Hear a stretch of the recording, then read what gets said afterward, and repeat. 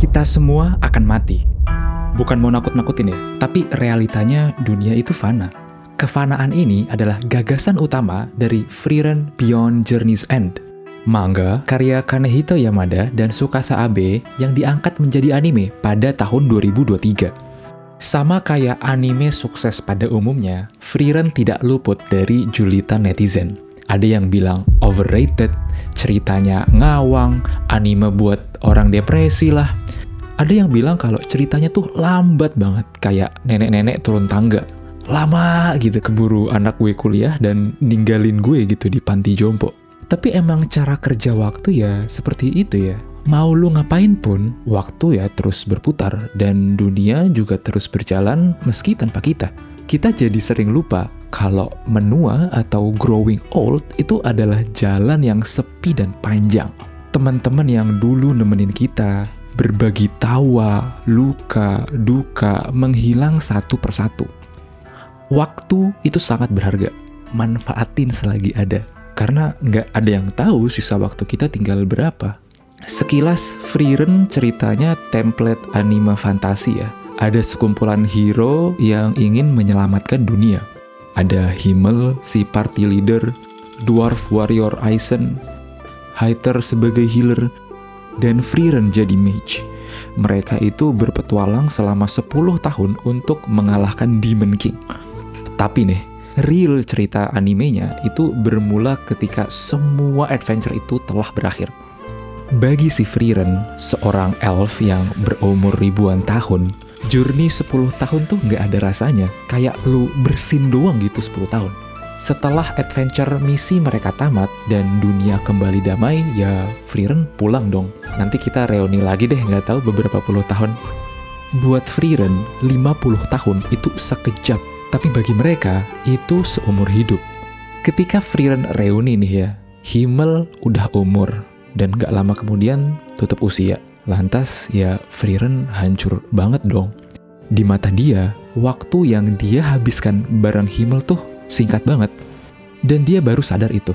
Kalau 10 tahun yang mereka lewatkan bersama, itu tak ternilai harganya. Frieren nyesel kalau selama itu dia belum meluangkan waktu untuk mengenal Himmel. Hyter akhirnya nitipin Fern, anak angkatnya, untuk dididik sebagai mage muda. Dari sinilah elf kita itu memulai perjalanan barunya.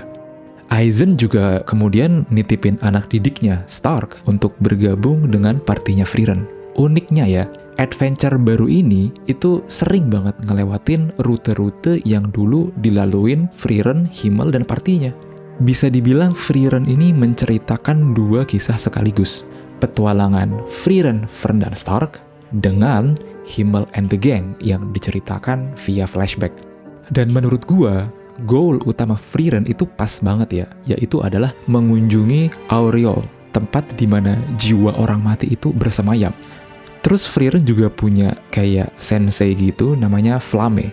Dialah yang ngajarin Frieren untuk membasmi para iblis atau demon.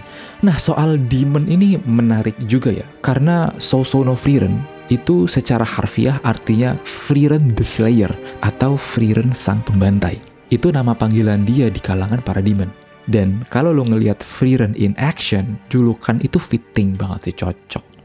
Tapi gue nggak akan ngebahas itu terlalu dalam, karena banyak banget chapter yang belum diadaptasi ke anime ya. Jadi nggak adil sih menurut gue. Kalau kita judge, kita pretelin sebelum ceritanya bener-bener rampung.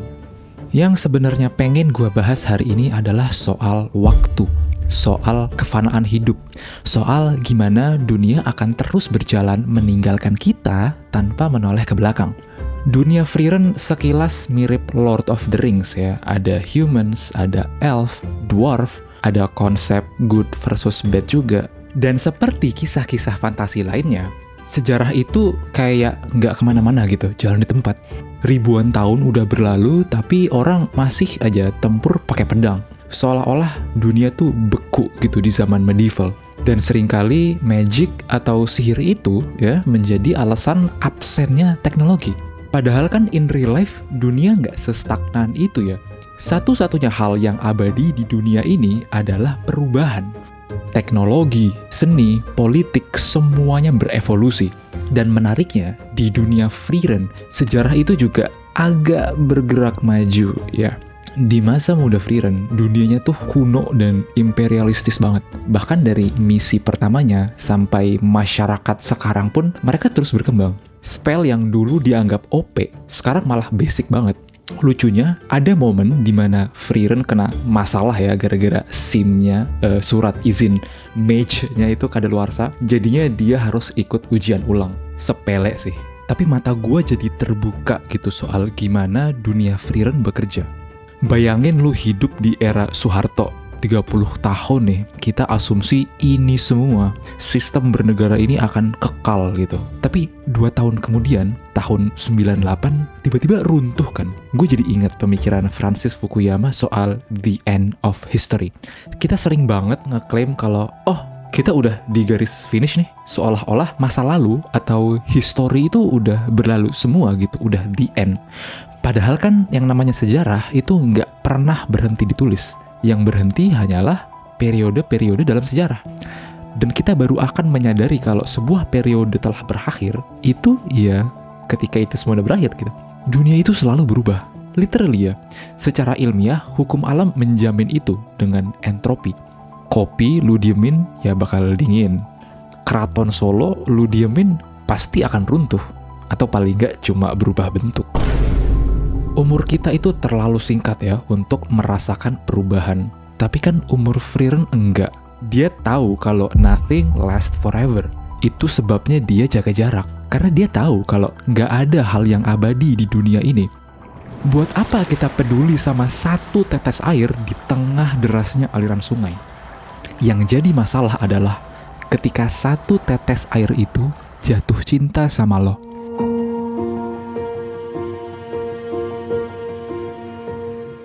Himmel gak cuma jatuh cinta, dia sayang banget sama Frieren. Semua orang notice, tapi cuma Frierennya aja gitu yang batu. Hubungan mereka tuh kayak Aragorn sama Arwen di Lord of the Rings ya, atau Shepard dan Liara di Mass Effect. Tapi twistnya atau tragedinya ya, itu bukan karena Frieren yang takut ditinggal mati sama Himmel. Tapi karena persepsi Frieren terhadap waktu yang sangat berbeda. Ketika dia menyadari akan perasaan cinta itu, Himmel udah keburu hilang. Ultimate FOMO.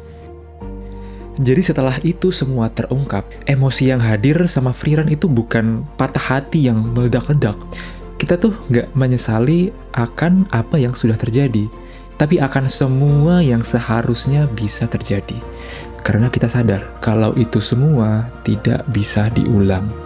Buat gue, itu loh esensi dari cerita Frieren. Ada yang bilang kalau karakternya itu terlalu flat. Oke, valid. Tapi intinya itu justru di situ. Frieren itu bukannya masa bodoh atau mati rasa ya. Dia itu kalem. Dia nggak melihat masa lalu sebagai sesuatu yang hilang selamanya. Frieren itu menganggap masa lalu sebagai tempat yang bisa dikunjungi kapanpun lewat perenungan. Kalau dipikir-pikir, Frieren tuh kayak lu main CTR di PS1 yang dulu lu main sama ayah lu gitu kan. Tapi sekarang lu udah dewasa dan lu main lagi bareng anak lu. Pastinya lu OP dong. Udah apal rutenya sementara anak lu kan baru main. Tapi dibalik perumpamaan itu ya, kesadaran Frieren akan hal itu tuh menyentuh banget. Dia jadi lebih perhatian gitu sama Fern. Perhatian sama Stark. Dia paham sekarang kalau momen-momen yang mereka lalui itu sangat berharga. Gue bukan elf atau asar yang berumur 1000 tahun. Tapi dalam hitungan umur manusia, gue merasa umur gue udah cukup fosil lah. Dan melihat ke belakang, ternyata penyesalan gue tuh banyak ya. Orang-orang yang gue sayangi, kesempatan-kesempatan emas, banyak yang gue lewatin begitu aja. Lu bisa tenggelam dalam penyesalan, atau lu bisa berdamai dan belajar dari masa lalu kayak Frieren. Ya Frieren telat sadar gitu kalau dia sayang sama Himmel. Makanya sekarang dia bener-bener ngejagain Fern sama Stark. Gak mau mereka ngulangin kesalahan yang sama kayak yang dia buat dulu. Frieren itu bukan anime untuk orang depresi. Justru sebaliknya. Frieren ini mengajarkan kita untuk selalu optimis. Anime ini ngajarin, walaupun lo ngerasa telat atau lo ngelewatin banyak hal, tapi seiring berjalannya waktu, lo bisa kok belajar dan menemukan makna dari itu semua. Sekian dari gua, sampai jumpa di video selanjutnya. Peace.